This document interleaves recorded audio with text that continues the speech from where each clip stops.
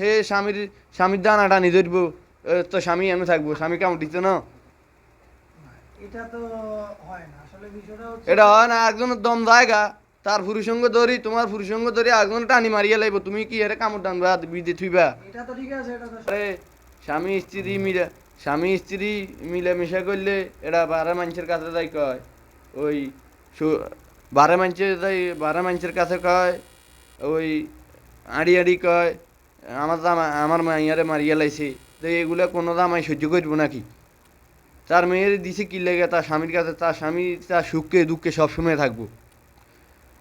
তুমি বলে এর প্রতিদিন নির্যাতন করো? প্রত্যেক দিন কোনো তাকে আমি ধরি না।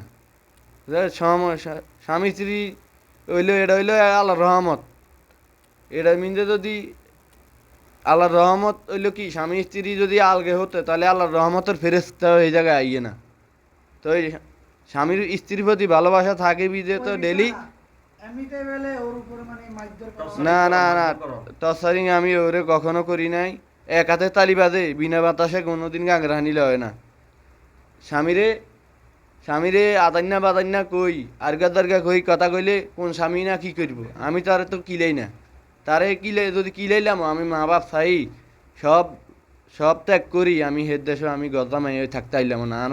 আমার মা বাপ ভাই বোন সবাইরে আমি চাই আইছি, এরে পছন্দ হয়েছে, কোনো টাকা হলেই না বিয়ে করতে, আরও বরং চেষ্টা আমি আজ 12 বছর তার তারে দিতেছি।